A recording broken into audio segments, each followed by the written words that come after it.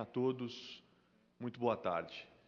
Eu venho a essa tribuna, mais uma vez, tratar de um tema muito caro ao meu mandato, nesses 2 anos em que estou aqui na Assembleia Legislativa do Estado, que é a questão do trabalho escravo. Ao falarmos de trabalho escravo, a sensação que tenho dos amigos que estão comigo, enfim, das pessoas com quem converso, dialogava agora mesmo com um grupo de alunos, como dialoguei durante toda essa semana, um grupo de alunos da Escola Santa Amália e da Escola Catamarã, falando sobre trabalho escravo, e a sensação sempre que tenho é que as pessoas olham para mim e dizem: mas isso não é coisa do passado? E eu sempre digo: deveria ser coisa do passado. Mas não é coisa do passado. E falar disso no estado mais rico do país deveria também ser coisa do passado, mas não é coisa do passado. Infelizmente, é coisa mais do que atual. Atual nesse estado, no nosso país e em todo o mundo. E eu queria, até para mostrar a gravidade do problema que nós estamos tratando, eu queria aqui, eu trouxe algumas reportagens, algumas matérias, que mostram que esse tipo de exploração, que esse tipo de crime contra os direitos humanos ainda está muito distante de ser superado no nosso país. Eu queria que colocassem aqui na tela para a gente poder dialogar sobre o tema do trabalho escravo aqui hoje à tarde. Tem aí as matérias? Essa matéria, a primeira matéria, traz a lei recentemente aprovada aqui na Assembleia Legislativa de São Paulo, que aprovamos no mês de dezembro, que foi sancionada pelo governador Geraldo Alckmin, lei que propus aqui nessa casa, e que bane as empresas que utilizarem em São Paulo trabalho análogo à escravidão, cassando o seu registro no ICMS por 10 anos. Temos algumas outras matérias também que mostram, por exemplo, o que vem acontecendo em todo o país. Eu não sei se está aí pronta a matéria que fala sobre o que aconteceu, por exemplo, em Salvador, e os casos que acontecem em Salvador, em Minas Gerais, e recentemente envolvendo as lojas americanas. Está aí, não? Se não tiver... Mas, enfim, nós temos alguns casos recentes que aconteceram. Em Salvador, por exemplo, 17 pessoas foram libertadas de condição de escravidão, recentemente, agora há 2 ou 3 meses atrás. Em Minas Gerais, uma fazenda, plantação de café, foram encontrados trabalhadores com uma jornada desumana, sem a menor condição de descanso, de repouso mínimo, tinham sequer um banheiro, tendo que fazer suas necessidades no cafezal, dormiam ao relento, enfim, expostos aos piores tipos de condições de trabalho, de condições degradantes de trabalho. E, recentemente, a questão de 2 semanas, aqui no interior de São Paulo, as lojas americanas também foram flagradas numa fiscalização do Ministério Público do Trabalho, com 5 trabalhadores bolivianos em condições análogas à escravidão. Isso sem contar a quantidade de outros casos que nós aqui na Comissão de Direitos Humanos trouxemos a essa casa. Vários casos, como, por exemplo, da rede McDonald's, como, por exemplo, da multinacional de roupas Zara, como, por exemplo, da construtora Racional, enfim, uma série de grandes empresas envolvidas com esse tipo de exploração e sendo investigadas e fiscalizadas pelo Ministério Público do Trabalho. Agora, por que eu estou falando disso? Por que eu estou trazendo de novo esse tema à pauta? Para mostrar que esse é um problema que está longe de ser superado e que acontece muito mais perto de nós do que muitas vezes nós imaginamos. Muita gente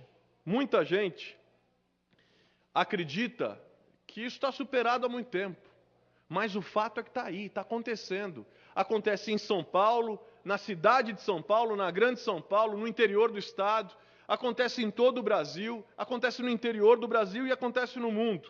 Agora, o fato é que tem muita gente ganhando muito dinheiro com isso.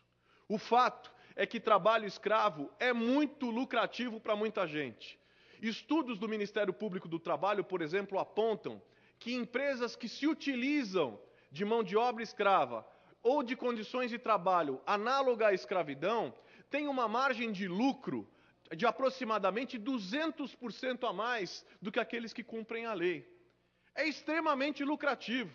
Dá em torno, segundo os dados do Ministério Público do Trabalho, como já citei, dá em torno de aproximadamente R$ 2.238 por trabalhador de lucro a mais para cada empresa. Isso num montante, multiplicando-se por milhares de trabalhadores e multiplicando-se pela produção, isso traz lucros de milhões de milhões de reais e de milhões de dólares. Mas o fato é que, em meio a tudo isso, há uma boa notícia. Há uma boa notícia.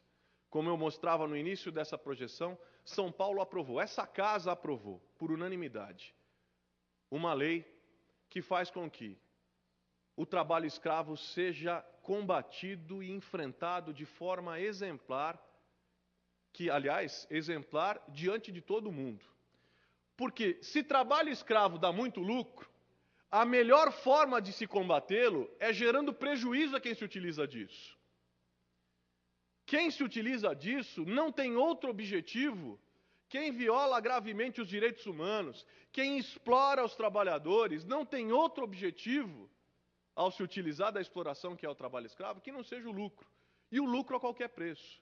E São Paulo, ao aprovar essa lei, e essa casa, ao aprovar essa lei, dá um recado para o Brasil e para todo mundo, de que aqui, nesse Estado, jamais o lucro a qualquer preço, o lucro a qualquer custo, terá maior valor do que a vida humana. Jamais no Estado de São Paulo, a partir da implementação dessa lei, não mais o lucro a qualquer preço valerá mais do que a garantia dos direitos humanos. A lei foi aqui aprovada, reconhecida pela relatora da ONU para as formas contemporâneas de escravidão, deputado Carlos César, meu irmão, meu amigo, que acompanha nesse momento, líder do PSB. Foi apontada pela relatora da ONU contra as formas contemporâneas de escravidão como a principal medida no combate à escravidão moderna em todo o mundo hoje. Medida, aliás, que deve ser, aqui uma imagem da relatora que esteve aqui na Assembleia no mês de dezembro passado, mas medida, segundo a relatora, que deveria ser replicada em outros estados brasileiros e em todo o Brasil e em outros países do mundo. Especialistas apontam que essa nova lei paulista contra a escravidão é a mais forte medida contra a escravidão no Brasil desde a Lei Áurea. Isso tudo, eu falo, para além da importância da legislação, para além da repercussão, para além do fato de que ela faz um enfrentamento, vai ao cerne da questão do trabalho escravo no seu enfrentamento, para demonstrar a importância do trabalho de uma casa de leis como é a Assembleia Legislativa do Estado de São Paulo. Daqui saem leis que mudam a vida dos cidadãos e que mudam, inclusive, os regulamentos da economia, humanizando, se assim posso dizer, a lógica desumanizadora do mercado e da exploração do trabalho escravo. Falava que a Assembleia foi sensível, mas preciso colocar aqui outro dado importante. O governador Geraldo Alckmin também foi extremamente sensível à questão. O governador sancionou integralmente o texto da lei, da nova lei paulista contra o trabalho escravo. E disse mais, no dia da sanção, aliás, um dia simbólico, dia 28 de janeiro, Dia Nacional de Combate ao Trabalho Escravo. O governador Geraldo Alckmin dizia ali naquele dia: São Paulo abriga fábricas, São Paulo não abriga cativeiros. Esse é o espírito da nova lei.